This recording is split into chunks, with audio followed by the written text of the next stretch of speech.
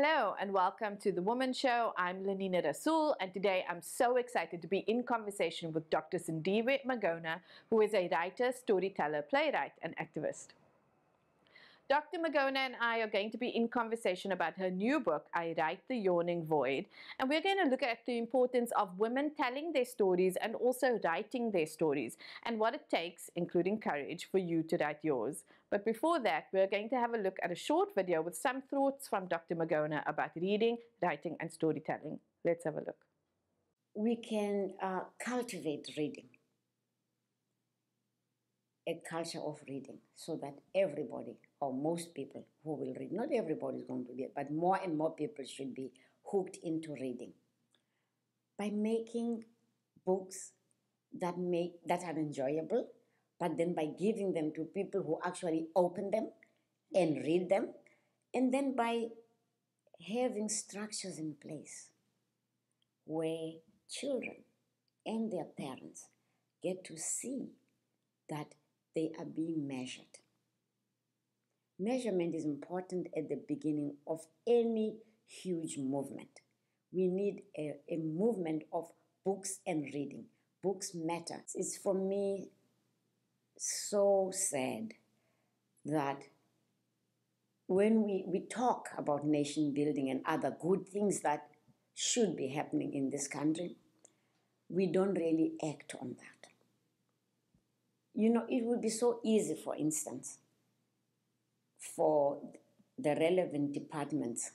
Children are the business of the Department of Education, the Department of Health, Welfare Services, at least those three. When there's trouble, of course, the legal system also comes in, but those three is basic. How come they cannot come together and say, for our children, let's get a book where all children this age read the same book in this country, so that by the time they get into higher education, university or any tertiary institution, they have some things, some basic things they can share, the stories, South African stories.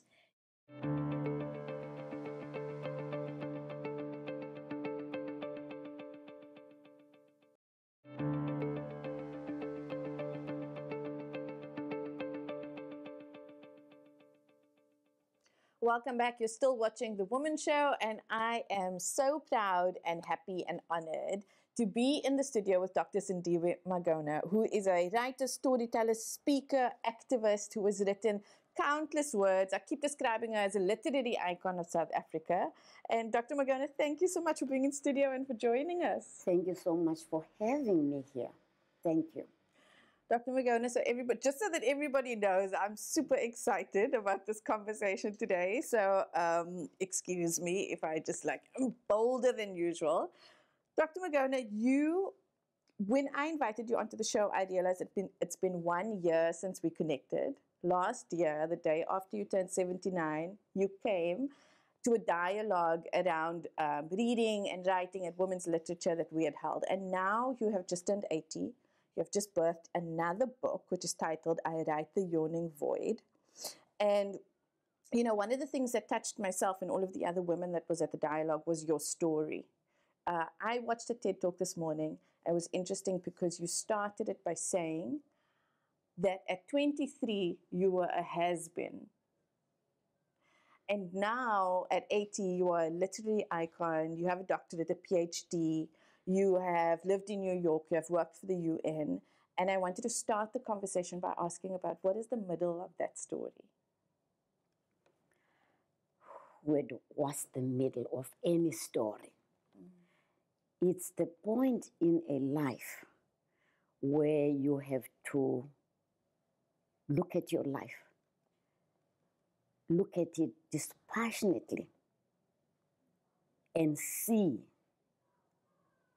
the rift between hope and reality. That's the point I had reached in my mid-20s, 23. Between 23 and 25, that was a long moment, a long day to look at my life. and see it was nothing near what I had hoped. In fact, it was more than the direct opposite of what I had hoped of my dream. Not that I had any huge dreams, mind you, because one of the legacies of apartheid, legacy of oppression, is that it actually made people who look like me have very small dreams. Not only did oppression put you down, it even put down your soul and your mind. You never could dream big. Who was there showing you what big looked like in people like you? But even those smaller nyana dreams had been dashed by 23. But I had 3 children, my own. And coming from very humble origins, neither of my parents had completed primary school. Neither, in other words, had a certificate of education. But one thing they drummed into our heads, all 7 children that they had, was that if we had any hope of escaping the quagmire in which we were growing up, education was the key. To the girls, her daughters, my mother said, education is the only husband who will never leave you.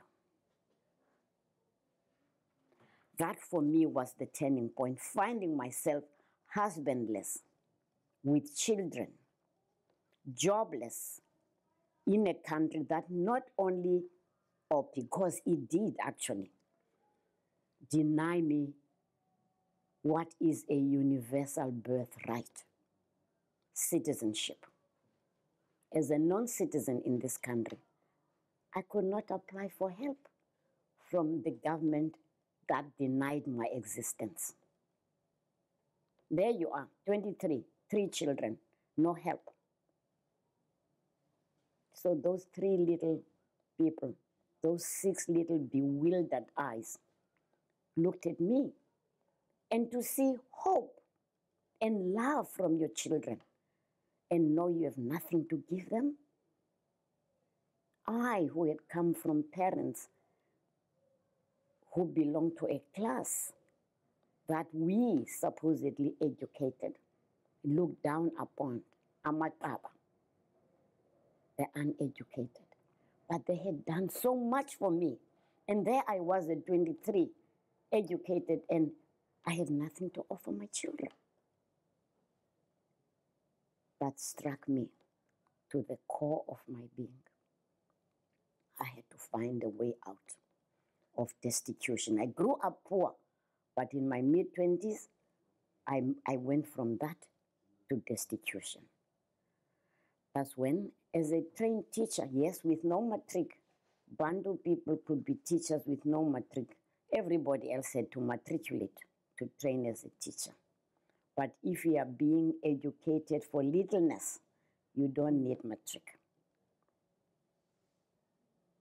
I had to turn around and do domestic work, do scrub sheep heads, scrub cop. I've been there, have done everything you can to earn a living so I could feed my children. There was no grant for me. I look back now and I look at the grant system. I'm not so sure. I wasn't lucky. There was no grant for me. So I was forced to turn on myself and find in me the means to scramble out of poverty. No change can happen in a life unless that life is instrumental in putting together that. Your life will never change if you don't do anything to change your life. Nobody is going to change your life for you. You are the main instrument in your life. And that was the lesson I had to learn.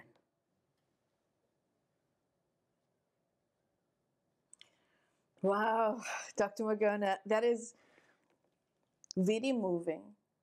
And I also wanted to ask you, so then you say you went through, you did matric through distance learning, and that's where you started.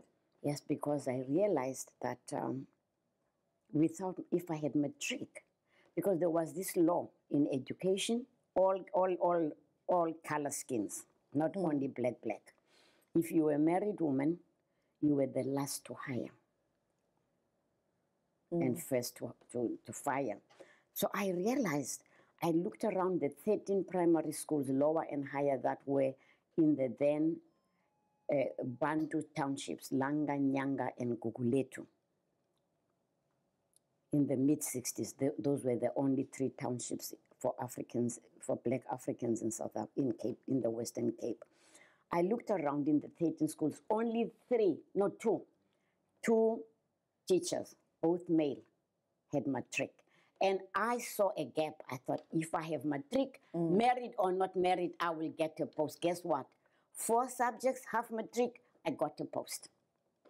The fact that I was married, still married, although didn't matter anymore, I had matric.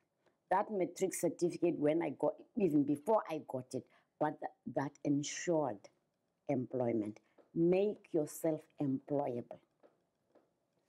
I love that. You know, a lot of the narrative that we are hearing right now that stops people from going after something. They have a spark of a bigger dream and they do not feel worthy. And I love your story because you speak a lot about legitimacy in terms of what is or what is not expected of people by the way that they look. And I have to tell you, a few weeks ago, I watched a documentary about a famous basketball player. And he's short. He's now broken a world record. But he is short. And the documentary, when it starts, he says nobody wanted him. He had to divert from the path that he had planned for himself because he did not pass the eye test. And the eye test for recruiting basketball players is tall, is bulked up, and so forth. And there was one person who saw his talent and then, gave him a chance. In a tiny, there's a scene where he says he was so happy that he was chosen to be part of a team, but the happiness soon subsided because when he told everyone, no one had heard of this, this very tiny university. Yeah. You have to start somewhere. And so when people think about that, and I think when we judge ourselves through the eye test, what are your thoughts about that, and how did you be able to transcend that? The lesson that I had to learn was that what I thought about myself, what I thought of myself was more important than what other people think of me. What matters is believing in me. What matters is loving me, embracing my dream. And it doesn't matter that other people don't understand it. My one rule about what I do is that as long as I don't plan to hurt another, what I do is my business. When I started studying, people were laughing at me in my street, at the bus stop. What are you holding? That looks like books. I'm hiding this paper bag. Yes, it's books. What are you doing with books? Don't you have children? Yes, I do. Yo. Kathi ndiyazibona and ndiphethe incwadi ndawugqiba nabantwana. Where would I see myself holding books when I have children? Who said books and children are a clash? In fact, they are a match. If you have children, you should hold books all the time with your children. Books are part of life. They enrich life. They inform life. If I had listened to those people laughing at me, where would I be? Trust yourself. Trust your gut feelings. And don't mind what anybody else says. How is what I'm doing hurting you? It's not. Dr. Magona, in your TED Talk also you speak a lot about, you map this journey and you say, I didn't do it alone. And you speak about all of the people throughout this process that helped you. Now, you've just spoken about some of the people who mocked you. And what we speak about a lot in the show, because I find women who do take a stand, who do decide to follow a dream, what happens prior to that is a lot of backlash. We see, especially activists, there is a lot of trauma associated with the backlash that we get, with the people that's telling us we're unnecessary, or we are looking for attention, or we are full of ourselves, or who do we think we are? And I've had women on the show who have heard that from their families, who have heard it from their partners, who have heard it from them, the ministers at their church, when they are trying to do something good. And so we know that this happens. Yes. I want to ask you, during that time, what kind of support helped you to face that backlash and to move forward instead? And I think what I'm also trying to say is that for me, myself, this morning, I thought that we are so programmed to hold on to the painful experiences in our life, and maybe what we need to do is think about the good that's also done in equal measure to keep us strong. I had lots of help. Mm. Nobody in the world stands alone, whether you want to admit it or not, know it or not, recognize it or not, is the truth. We are who we are because of the connectedness with others. I'm the second born in my family, the eldest of the daughters. Mm. We had, he's late now, a bigger brother. He taught me love of books, reading, and things like that. But one of the things he said when we were in Guguletu, the first time we lived in close proximity with people with glass windows who can stand inside and look at you walking outside and pass remarks, or you see and you know it's not friendly, it's not complimentary, whatever it is they're observing about you. You know, he would walk, and if he saw the curtain flip, he would stand and look, give them enough opportunity to satisfy themselves and then march on, do what he's doing. And he said, when a dog barks at you, you don't go and get down on all fours and bark back at the dog. Let the dog do dog business. Go ahead and live your life. In other words, don't mind comments from people who don't know who you are, don't care who you are.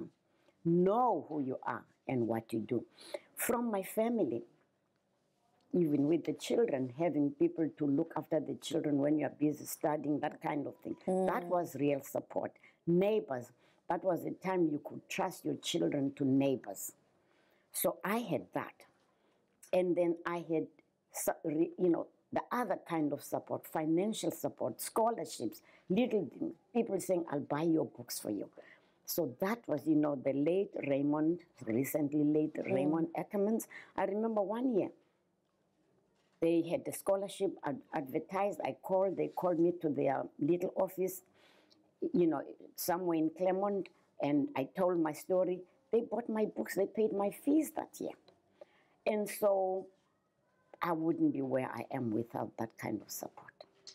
And I think that's so important that we look at all those things. I think some of the most motivational pieces, and I've read recently actually, was women coming onto Facebook saying, I never thought that I would get something like this. Yes. But I decided to apply anyway, just taking a tiny chance. Look at the scholarship I got to go and do my master's at Columbia University. We were not allowed, Bantu were not allowed into libraries until 1990. Wow. Public libraries were not for us. But through an organization called SACED, South African Committee for Higher Education, that came into existence after the tertiary education institutions were closed to Bantu, were segregated according to skin color. They came in that organization to help people who wanted to study through correspondence. Yeah, their offices were at the top of the Christian Institute in Mowbray. And that organization helped me because they found ways to attach circuit students to UCT, and because we were kind of maybe UCT students via circuit, we could then access public libraries. I'm at the public library in town, and I see right there a notice, attention, the scholarship, blah, blah, blah, blah, blah.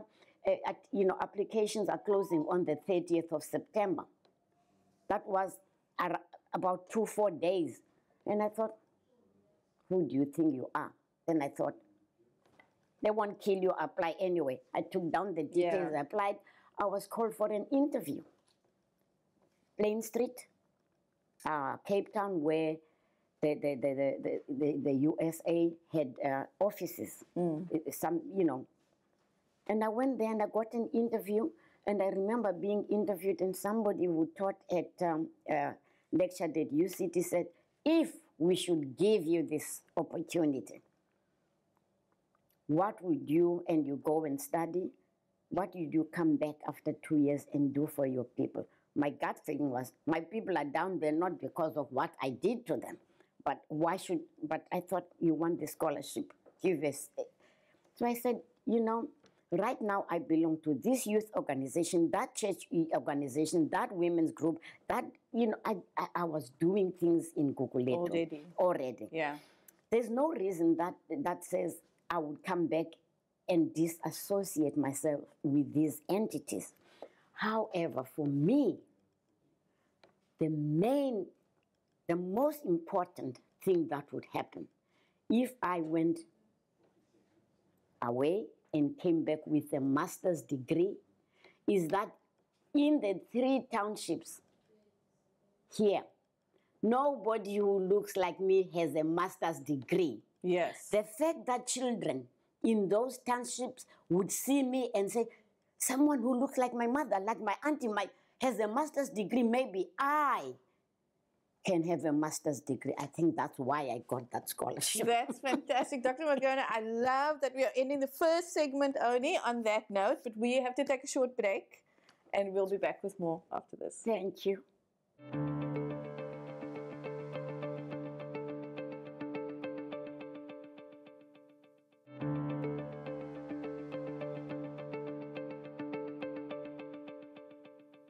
Welcome back. You're still watching The Womxn Show, and we are in studio with literary icon Dr. Sindiwe Magona, who is a writer, storyteller, speaker, activist, and we've been having such a great conversation, Dr. Magona, about your journey, about believing in ourselves, about taking chances, about positivity. You've just released a new book, I Write the Yawning Void, and I haven't read the whole book yet, I must say. But I managed to read one of the essays, which was called Clawing at Stones, and it was extremely touching. And it speaks also to, I think, for me, it speaks to the importance of writing our stories, about all of the stories of women, and especially African women, that are missing. But I want to read just a piece that I pulled out, and I'll say why this resonated. You wrote that I was in my 30s before I ever held a book written by a black woman in my hand. That was Maya Angelou's I Know Why the Caged Bird Sings. Now I am in my 50s, because this was published in 2001, and have read a few more such books, not as many as could be reasonably expected given our numbers. However, for reasons too many, too painful, sickeningly familiar and inseparable as resin from bark in our lives, the vast majority of African women and women of African descent have yet to tell their stories. And that was so touching for me because I am exactly half your age. I've just turned 40. And what's interesting is that across those 4 decades, for me also in my 30s was the first time that I'd consciously held stories of black women, and was also Black women from the US. So Maya Angelou was one of them, with Audre Lorde. And I remember feeling intense anger, actually, because I thought, how is it possible in this day and age that I have not had, I think, sort of free mainstream access to literature by Black women, that I've had to go through almost 4 decades on my own, experiencing the things that I'm experiencing with no greater context, when that context actually exists in literary form. And so I wanted to ask you, with your vast generational experience of writing, of publishing, of media across many different forms, what are some of the barriers to us writing, to women writing their stories? You know, it's been said that of all oppressed people, the black woman is the most oppressed. Oppressed by skin color and by gender. So you will not find such a person busy writing stories when they're scurrying around looking for a potato to put in the pot. That is why the poor don't write. Either they don't have the skill, they have the stories. They don't have the skill, they don't have the time, they are not at leisure to write. You need leisure time to write. And that's not given to a lot of women, irrespective of skin color. A lot, that's why there are more male writers in the entire world than female writers. Also, you need a wife to write. Most women don't have wives. You need somebody to take care of every other business in the home. You need free time. That is not given to a lot of people. You have to find the time to write. Having written, few as they are, because they have been dismissed from the consciousness of the world. Nobody goes around looking for black women writers or their books to read. If you go, maybe it has changed in the last 5 years, here in this country, in South Africa, if you went to any bookshop, and I mean the big ones, at the back you'll find novels, fiction, non-fiction, novels, you know, plays, whatever. And then at the back, black books. And those black books are books written by people who look like me. Separate category. And then among those, you'll find the male writers first before you come to books written by women who look like. There was some noise made about that a couple of years ago. Maybe that has changed. I haven't had the courage to go back and check. So we don't write because A, we don't see people who look like us write. And the few who dare write don't get read. And if your books are not read, you will soon disappear from the scene, because writing is a business, not for the writer mainly, but for the publisher. Publishers are there to run a business, and if they publish you and your books don't sell, they are not likely to publish your next book.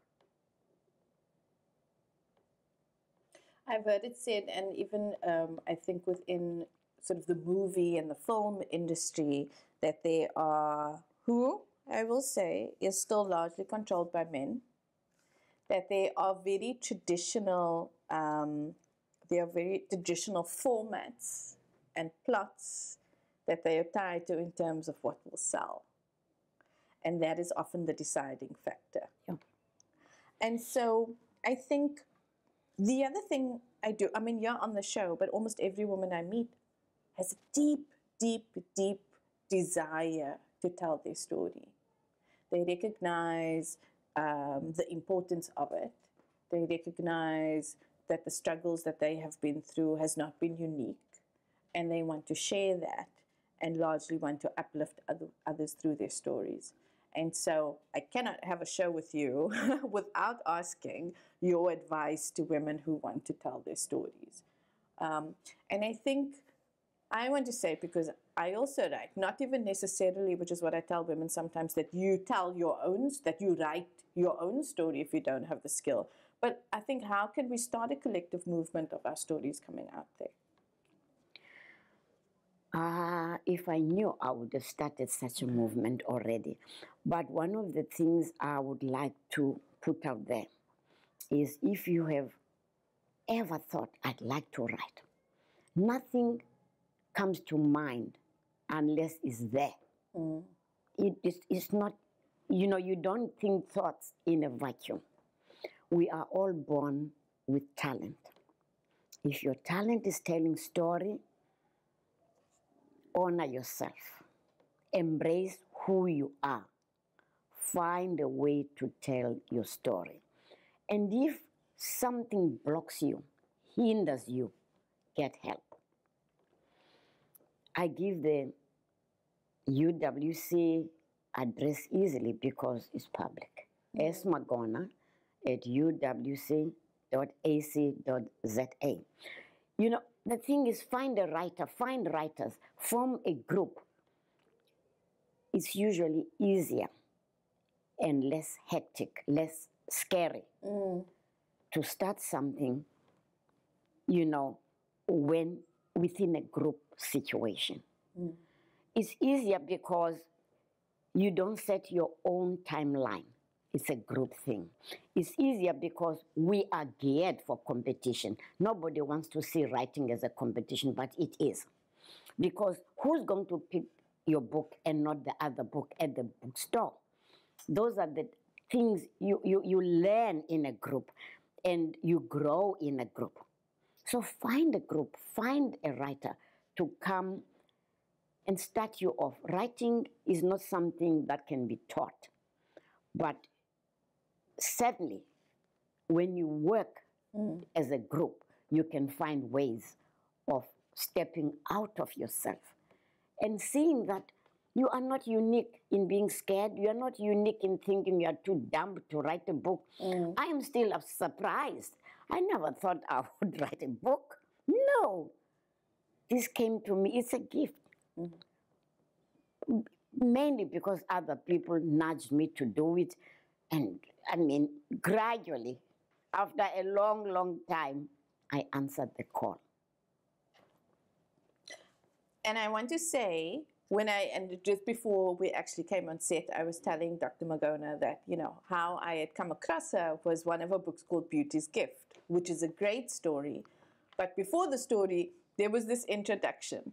And it was not Dr. Magona's first book. But even within that, there was this introduction that just spoke so deeply and so personally about fear of the story, about not feeling like you have the legitimacy to write the story. It was just like a whole narrative on how afraid you were and whether you felt you had the right. Who do you think you are, sort of type of reflection that you had. And I'm sitting there, I'm thinking, wow. And so it's that, right? It's that representation. I'm thinking, wow, if this woman could feel a lack of legitimacy even after she's written so many other books, then the fear and the lack of legitimacy that I'm feeling possibly is normal, possibly is something that can be worked through. Because I am holding the book in my hand anyway. Yes, there is this, for me, illogical debate. I'm hoping someone can help me understand how we can claim to be one as humanity and then keep on othering. This is not your story. How can I be not you if I want you to be me? Beauty's Gift, most of my writing is provoked out of me. I don't write because, I feel, this, no. But I get angered, saddened, or just filled with the push to do something about a situation I find exceedingly sad. Beauty's gift was provoked by what love costs to people today. The AIDS pandemic hit me to the core. And when I wanted to write about AIDS, then people will say, "Who are you? You are not HIV positive." But how can I have empathy? You want me to be empathetic, right? Yes. You want my support, right? Why is this not my story? In the end, I wrote the book and had the honor for the book to be acclaimed by someone in this country who is the leading anti-AIDS activist, or what, who worked for. And he said it was one of 2 books in this country that addresses the issue well.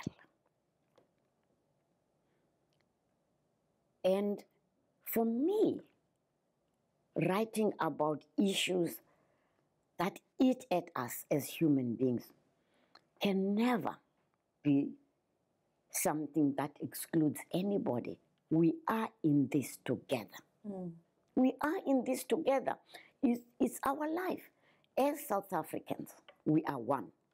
As people, as human beings in the world, we are one. When we throw garbage at the Big River, that affects people in the Ukraine. Yeah. Because the water that comes here, our rivers, our seas, has been through the world and is going to the world. Nobody is a standalone act in the world. But I needed to push myself.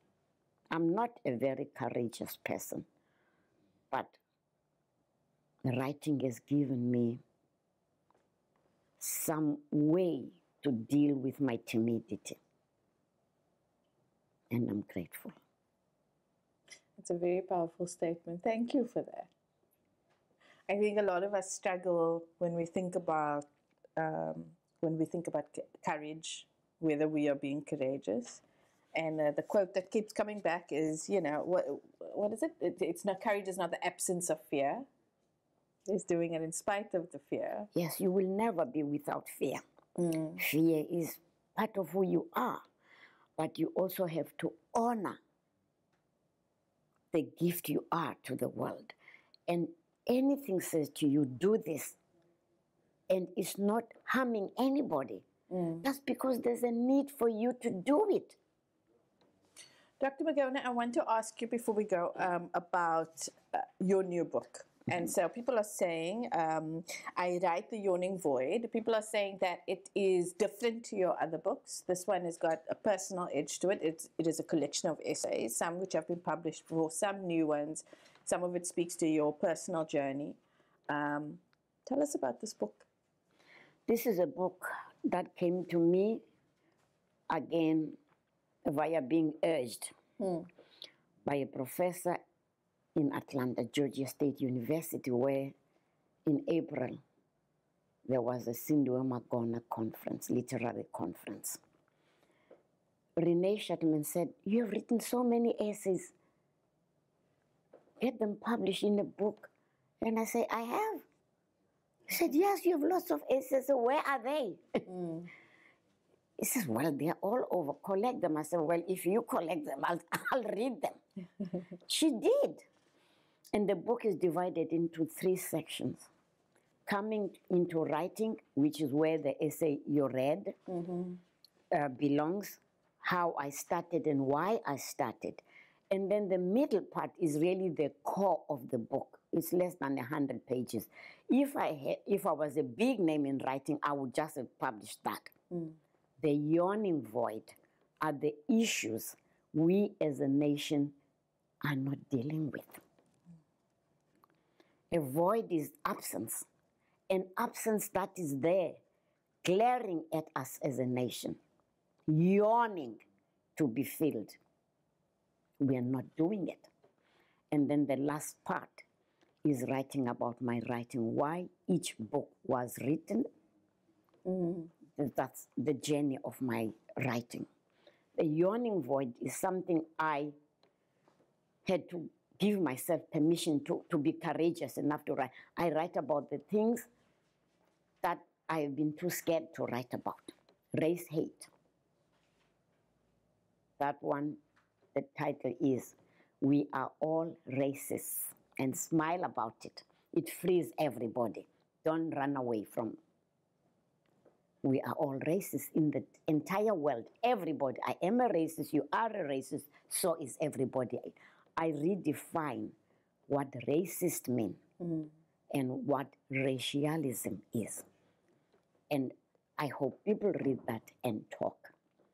You know, race and the hatred we have for one another in this country, that we even made laws. We are not dealing with that. So, and poverty, those are the issues I really talk about, because in this book of essays, because I am praying South Africa will come to its minds collectively as a nation and deal with poverty, with race hate, and the deep-seated fragility within us, so that we can become what we were meant to be. I love that, and I love that, like all of the admissions about fear and then courage, but also when you talk about this, and we are all racists, so we all, experience that or have some of that inside of us. It makes me think of, in February, masterclass.com during Black History Month, they'd released some of their masterclasses for free, and there was this one that came up for me that I keep going back to again and again. I made so many notes, and it just says, one of the biggest things that we need to do as people of color also is confront the white supremacy inside of ourselves. And it just made me think over and over. Read my essay. Dr. Magona, first, we need to have another break. We need to take another break. But we'll be back with more after this.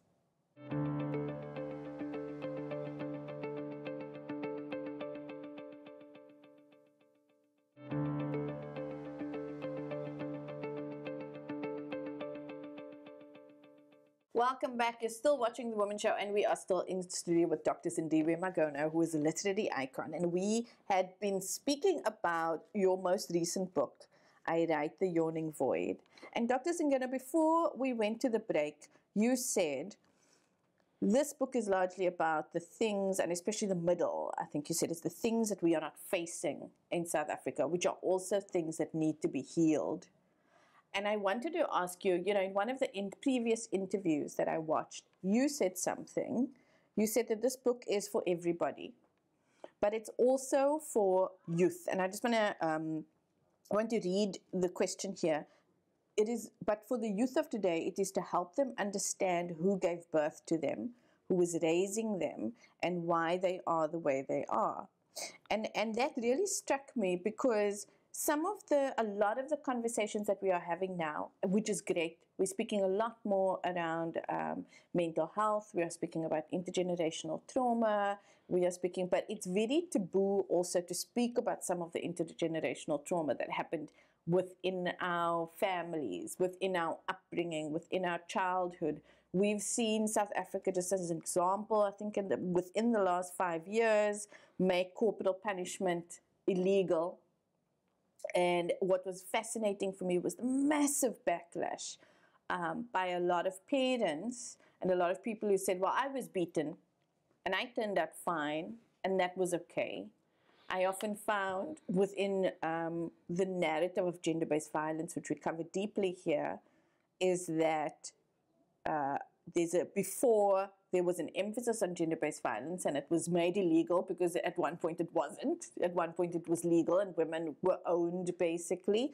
There is a narrative to cover up that pain by saying, well, I turned out okay, or it wasn't that bad. And so we hear these things coming through, and we hear the denialism of the pain. And just circling back to the youth, we hear also about some of the ways our parents raised us. I find that is one of the things that is really difficult to talk about. some of the ways that they raised us that was difficult. And so I wanted to ask you, how important is it for young people to consider the times that their parents grew up in and how that affected their upbringing? If you want to know yourself, you have to know where you come from. You have struggles in your life now.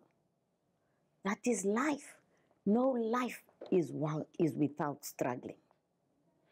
You have struggled at this generation. The generation before you faced its struggles. What you need to do to grow is to stand up to your struggles and forgive your parents if you feel they owe you anything. Ask them. Have a frank discussion without anger. Try to understand who they are and who they were when they were raising you, knowing that no human being is a saint. Your parents were not. But they raised them, they raised you the way they were raised. Because each generation gleans from the one that's raising it, the previous one, what is supposed to be correct and passes it on. Sometimes there are adaptations done. Is that good or bad? Who knows? Things have to be weighed. What you referred to just now, corporal punishment. I was brought up on corporal punishment.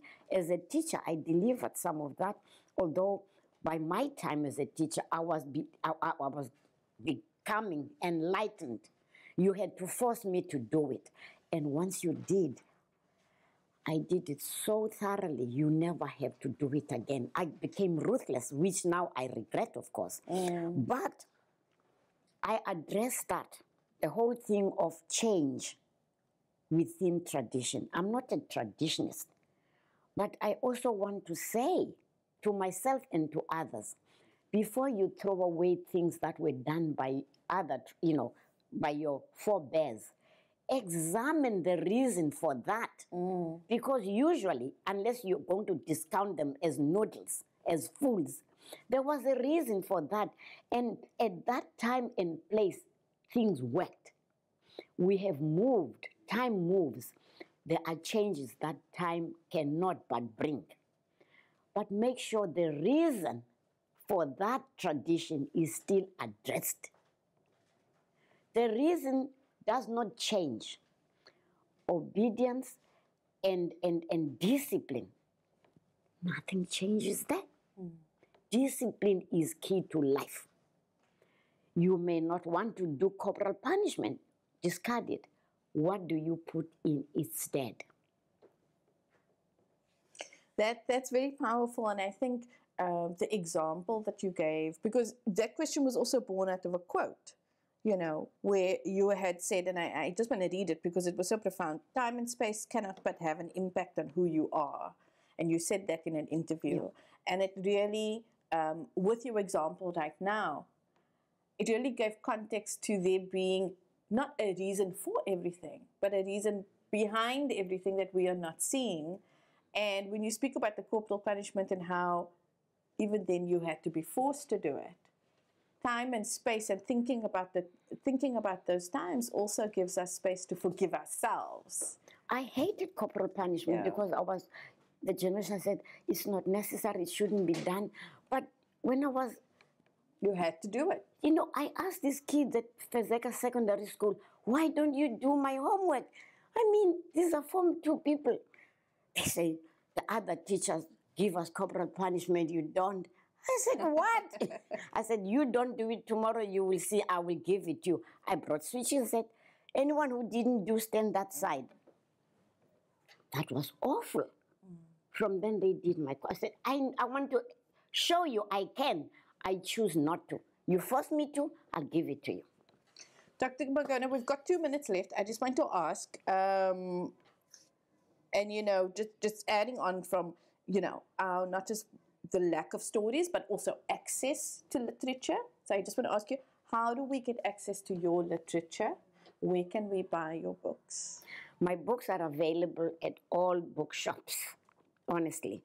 And I was done the favor this year for people in the Eastern Cape, Makanda, the Literary Museum there, Amazwi, on the 29th of September, that's last month, opened a year-long exhibition of my works. You can go there anytime, it's there. But libraries also, if your library doesn't stock works you want, you should ask them. Bookshops too. If they don't have a book, any book, mine or another writer's, any book you want, it's your right to ask the bookshop to order it, the library to order it. But go back and get it. Yes. Thank you so much for gracing us with your presence and for this wonderful conversation. Thank you. Thank you for having me, really. I'm grateful. Thank you. And that brings us to the end of our wonderful conversation. I want to say to you at home, thank you also for joining us. I'm Lenina Dessou. This is Dr. Sindiwe Magona. Goodbye.